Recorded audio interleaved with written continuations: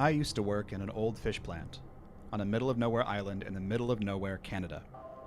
It was a disgusting job with long hours, hard days, and smells that would cling to your skin and hair for months after you left.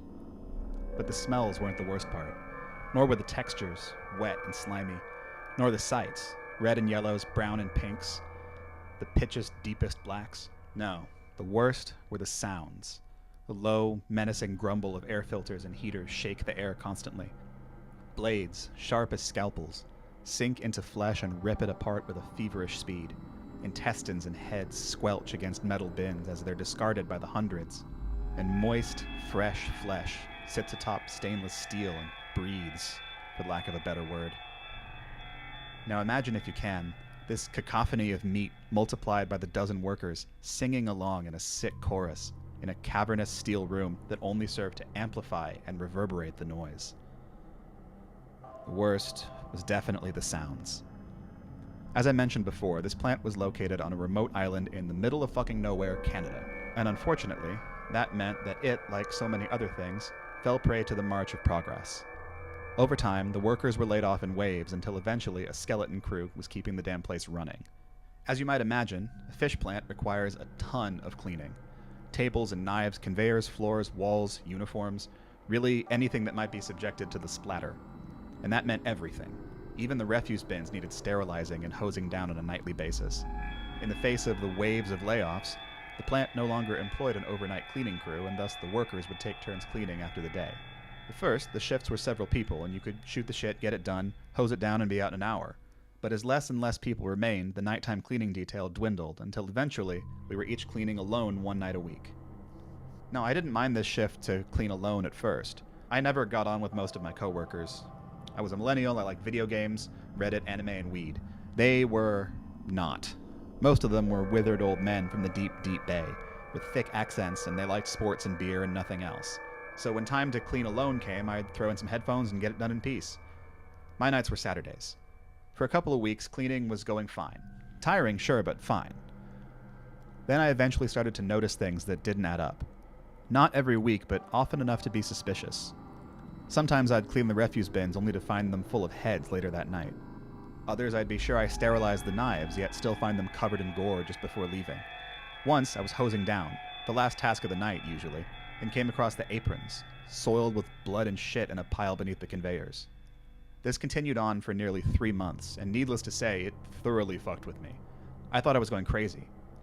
I would have suspected coworkers messing with me, but like I said, deep, deep bay men. Pranks were not on the list of the 2 things they liked.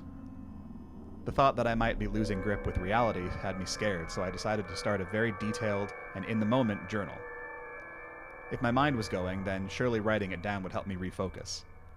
I spent the week recording every move, and everything seemed normal. My memories and the page matched perfectly all week. So when it was my time to clean, I carefully recorded everything I did, and the night went by normally. I closed on time and went home to sleep. However, in the morning, when I looked at the entry I had taken, it was not a typical write-up of daily chores and cleaning. It was completely and totally insane. It read, "Torn the heads from the sheep, check. Met the wheel, learned her name, check. Sang and was forgiven, check. Killed the mother, hid her body, check. Ate what was provided, check. Sang with the blood, check. Killed myself, hid her body, check. Ate the wheel, check." The final item on the list was simply scribblings of seemingly random letters and punctuation, followed by a check. I nearly fainted. I had no memory of writing any of it, but there it was, in my journal, in my own writing, undeniably written by me. I experienced the worst panic attack I've ever experienced. If I had anyone to call, I would have. If I had anywhere to go, I would have, but I didn't have much of anything. So I stayed.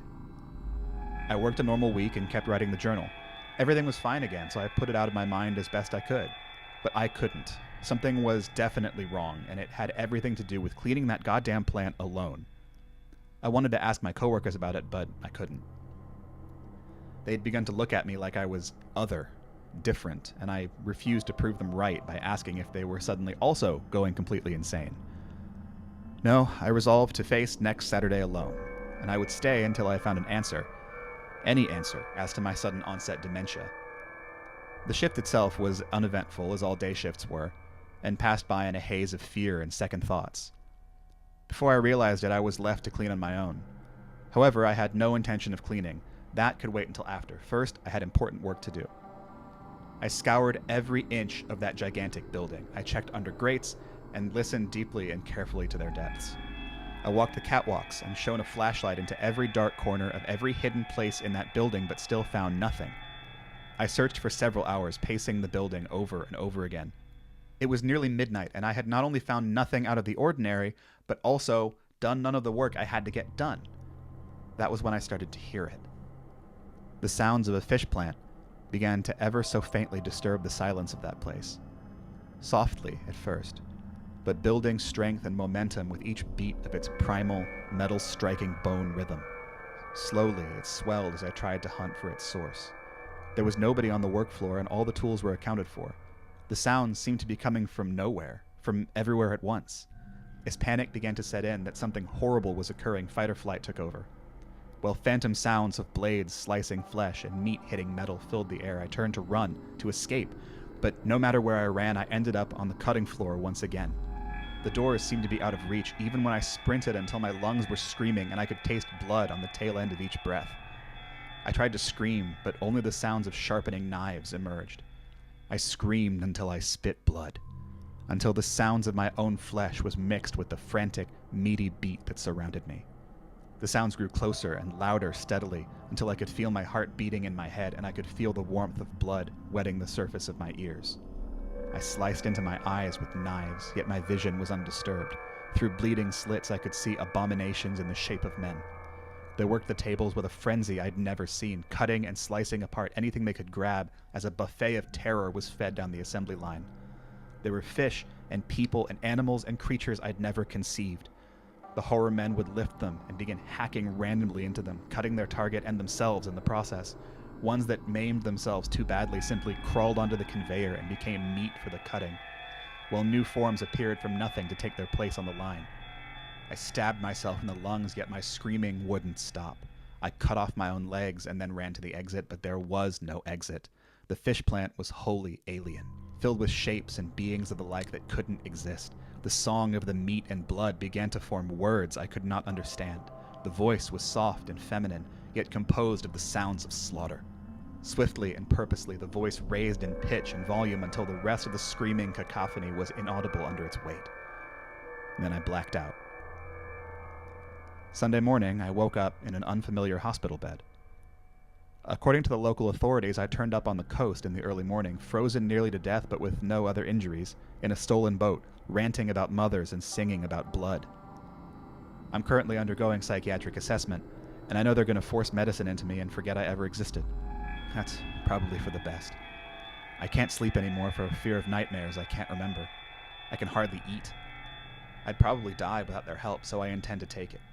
I just needed to post my story before I lose what little mind I have left. I did somehow record my journal that night, and I do still have it. What follows is the final entry written in it, which I have no memory of making. The heads speak with the voices of many. I can hear the songs of my mother, and she is glory. The wheel spins, and upon it I killed her. The singer's name is blood. I ate the song. Time speaks with the blood of mother. I can't hear the head of my body. The wheel is glory. She spins blood and sings.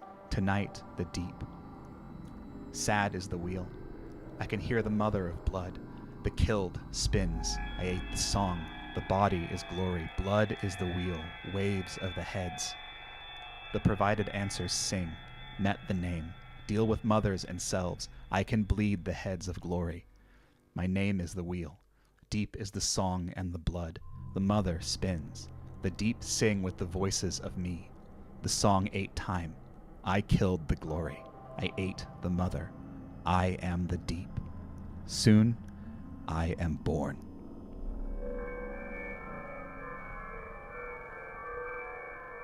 I hope you all enjoyed What I Heard in the Old Fish Plant. I'll include links to the original Reddit post and any art and music I may have used in the description down below. I'll see you all next time.